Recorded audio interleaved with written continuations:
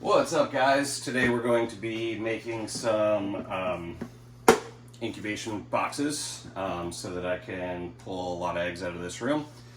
First thing, I use these 17 compartment bead boxes that I get at Michael's.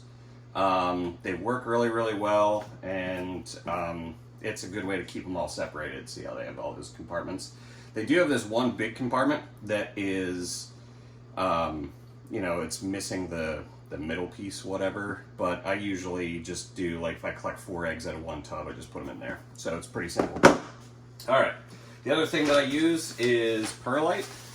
I get this horticulture grade perlite from Lowe's. I think it's like 8 dry quarts. This is organic, so it does not have any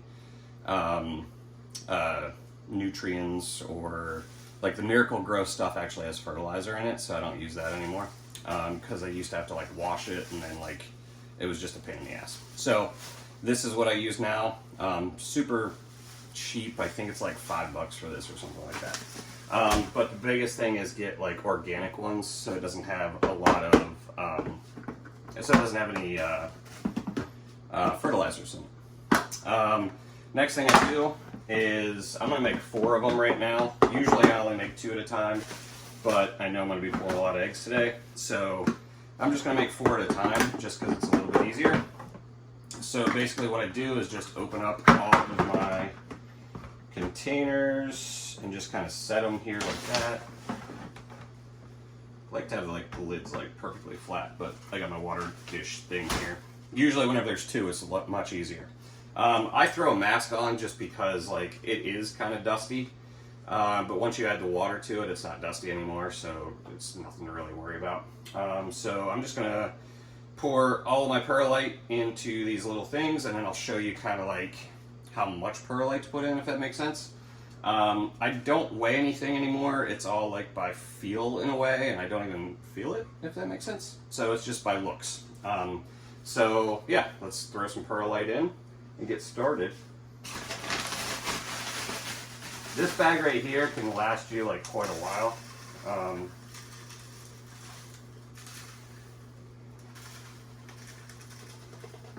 I also like using these square containers because it lays flat, and then it's more of an even distribution as I'm like pouring. It's just one of those things that like makes life easier.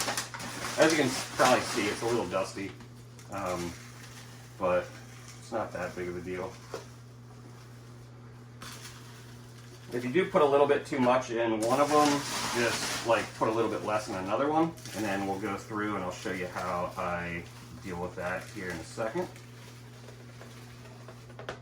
It's not an exact science, so you just pour it in. If you were to try to get like super exact science, what has always been recommended is a weight ratio of 1 to 1. So for every like 100 grams of perlite, you put 100 grams of water. But that is if you want to be super scientific about it. All right, now that we put some perlite in there, and it's dusty, what I would like to do is give them a little shake. And what this does is kind of like evens them all out and stuff like that, and then I can see which ones need more. And then I take my little reusable plastic spoon, and then I just dig out some of it and then put it into ones that need it. So I don't have to worry about like some of them being like too big or whatever.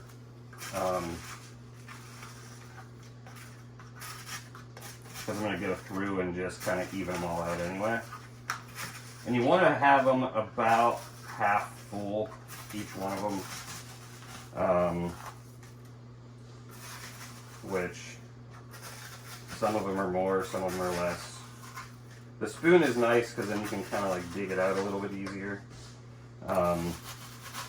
This one I really put too much in. So basically you just go through, try to even them out as much as possible. Like I said, it's not like exact, so don't get like too caught up on like, oh, there has to be like 25 grams in each one or whatever. All right, it's enough with that because it's not as dusty anymore. And then just kind of go through. I do it on my table so it's easy to clean up as well. Like if I lose any perlite outside of the container. I usually dump it a lot better so that I don't have to take this much time doing this. But you get the idea.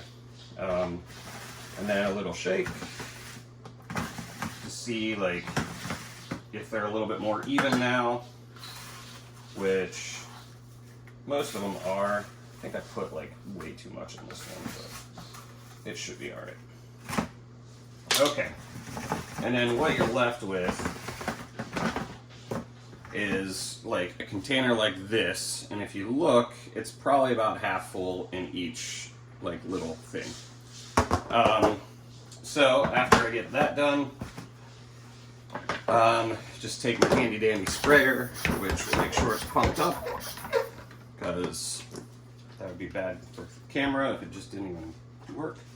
And then literally I just go over it, and I kind of know how much to put in it and like what the rate of speed is coming out. And then I just go over and wet all of the perlite.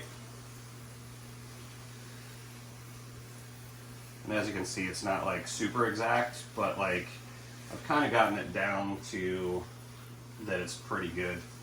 The good thing about perlite is the extra water will kind of like drain to the bottom, and then the eggs aren't sitting on like a wet surface, if that makes sense. That's why I like using perlite, just because of it's a lot easier to use than I've had bad experiences with vermiculite, I should say. I once had a baby that was hatched on vermiculite, and the yolk sac kind of got stuck to some perlite, and then the baby resorbed the yolk sac, and there was like actual perlite or actual vermiculite in the belly. This stuff doesn't stick as much, so that's why I like using it a little bit better. But that was like one case out of like, you know, the tens of thousands that I've produced. Next thing, just close the lid and then kind of put your fingers like this so that it keeps the lid pretty much down. And then just give it a little shake. And then some of it sometimes will be stuck to the top, and then all you have to do is drop it. And then that will make it so that almost none of it is stuck to the lid, as you can see. This will also show you like how much like it's very loose now, and it's not as compact as whenever you like shake it down. So like ones like this, I might have to take a little bit out of it, but you get the general idea. So what we do, and then plop. Same thing with this, and plop, and plop. So now all of our egg containers are good, and we can start collecting some eggs now. I'm going to do like a time lapse, I think, for that, so that you guys can see some of that, and then I'll take breaks and like show you all the eggs. So that's how I make my lay box, or not my lay boxes, my incubation boxes. Hope you guys like this video. Later. Alright guys, next step is to pull each one of these tubs, go through, clean, pull eggs, mark the eggs, put the eggs in the incubation media, and then I actually go through and feed like after all that happens. So I'm going to show you how I pull like one set of eggs, and then I'm going to put the rest of it on like a time lapse so you guys can see me do the whole freaking room. This is my like second gecko room. You guys usually see me in the other room, but this is where all the breeders are, and also this is where I have like my yellow tree monitors, my bearded dragon, I've got some arboreal snakes over here. So this is kind of like breeding area plus some of my pets. So let's grab one of the tubs, And then this tub has 2 females in it. They are both sisters. These guys have produced 14 eggs already. They're still looking pretty good for having 14 eggs. But you know, as the season goes on, they can get a little thinner, obviously, because they are laying eggs. I'll get a tub just like this. Hopefully there's some eggs in here so I can actually show you what I do. And basically, this part is going to be the new part to everybody. I literally just dump them. And as they are coming out, I am able to see how many eggs are in there. I put that over there, put this up on that, and then I am able to see that 2 of the eggs fell out. So those 2 eggs go there. Just move this out of the way for a second.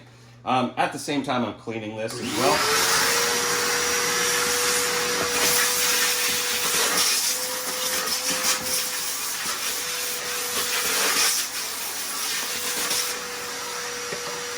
And no, I did not pre-clean any of these guys. These guys haven't been serviced in about a week, so obviously there's going to be poop in there. If there was not poop in there, I would be concerned, actually. Alright, so basically I have a tub that the cocoa fiber really doesn't stick to. Then I pour the cocoa fiber back in. This mixes the cocoa fiber at the same time. So if there are dry spots and then wet spots, it actually mixes it back up. Then I definitely give it a little bit more of a spray. That one's pretty good though, so I didn't have to spray it a whole lot. I spray down the lid on the inside.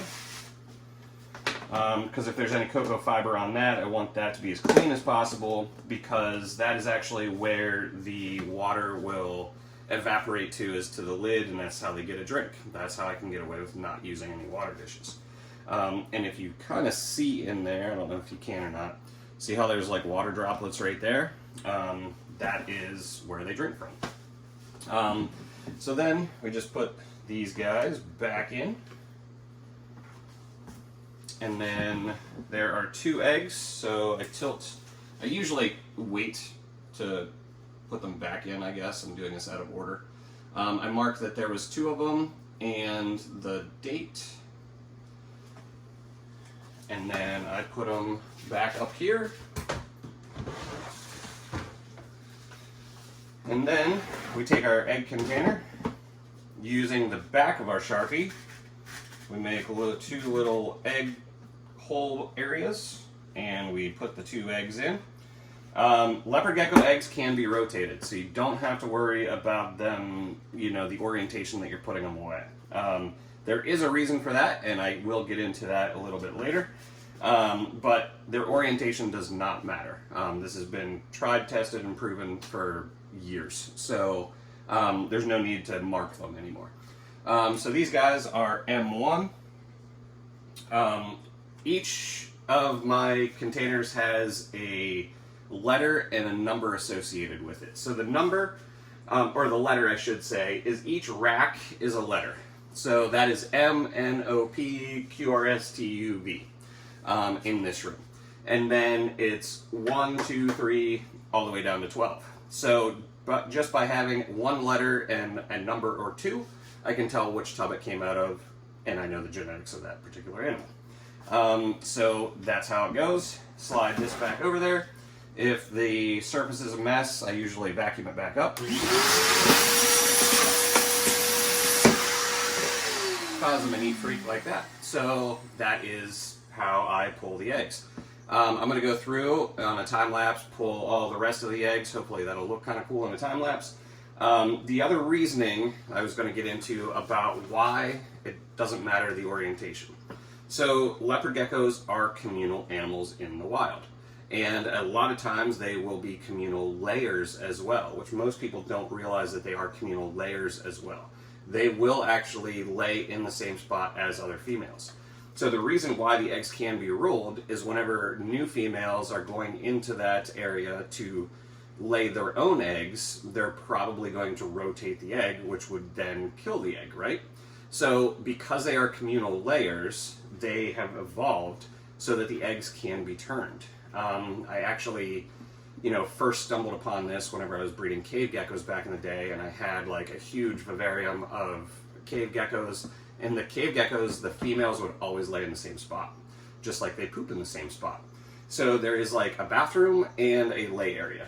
And that is where I really started to notice that this was a thing. And then I started testing it with leopard geckos, and it's true for leopard geckos as well. In my opinion, all geckos that lay 2 eggs, or most animals that lay 2 eggs at a time, multiple clutches, you're going to be able to rotate the egg. So that's like crested geckos, all the Rhacodactylus, or whatever they're named now, all the eyelid geckos, all that stuff, all the eggs can be rotated. I don't think that there's any species of gecko, other than ones that like glue their egg somewhere, that can't be rotated. Whereas like a bearded dragon or ball pythons or whatever, they lay one huge clutch and then they go away from it. So there's not going to be that, need for the eggs to be able to be turned, because it's just one clutch. They're going to be like that, and then they're going to hatch. So that is the reasoning why you can actually rotate the eggs and not hurt them at all. So let's get into the fun part and the long part of my day, and that is actually doing the time lapse of all of these guys. And then we'll see how many eggs we have at the end. See you soon.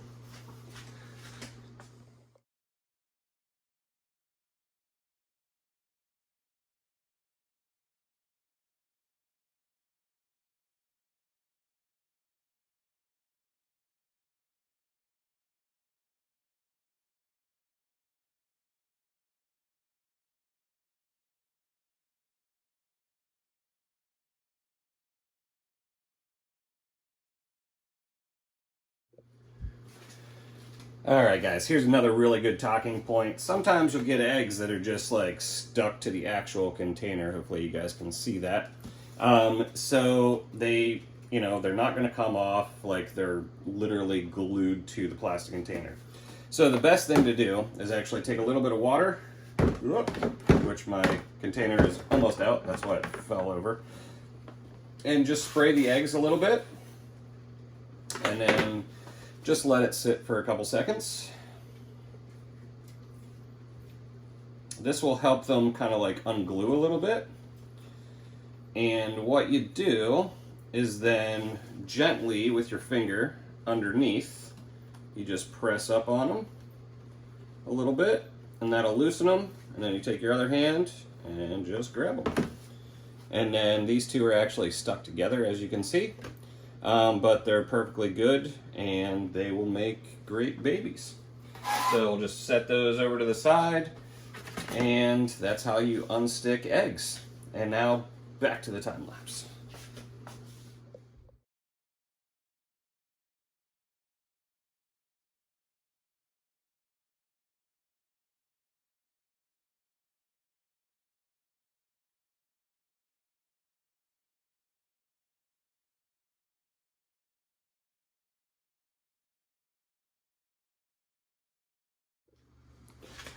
Alright guys, what's up? We just got this whole side done. Took a quick break to eat some lunch, and now it's time to do this side. So let's see how many eggs we can get from that side. Gonna go time-lapse style again, and if there's anything cool that like comes up, I'll definitely make a short little clip of it and throw that in there as well. So here we go.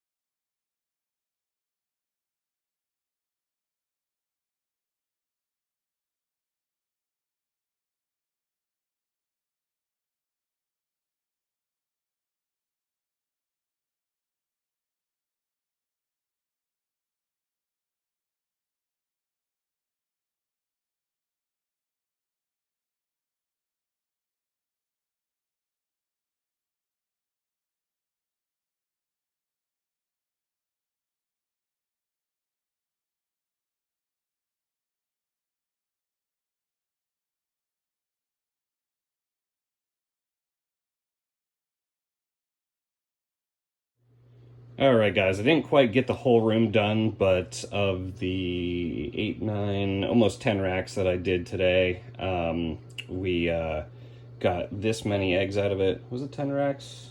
No, 8 racks today. I still have 2 more to go. So this is the eggs that we collected today. This is about a week's worth of eggs from these tubs, because I do pull once a week. So that's why you'll see some of them are really nicely bright white, because they're laid much or not too long ago. The ones that are like a little bit darker, that's because they've been laying in the lay box for a little bit longer, and the tannins from the cocoa fiber actually like absorb into the eggshell, and that just causes them to be a little bit darker.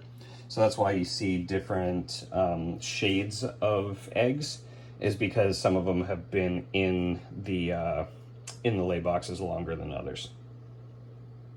All right, so now we're going to put the eggs in the incubator, which actually is just in the room up here on the top shelf of one of my racks. We just take the egg container and just slide it up there, and I can fit 2 on top of each other. So these other 2 will just go right up here. And it is about, it ranges between 80 and 84 up here on this shelf. So this is perfect for my female incubation. So this is how I incubate my eggs anymore. Males will go into a male incubator, but I don't even have that set up for this year. So that is how I incubate my eggs anymore.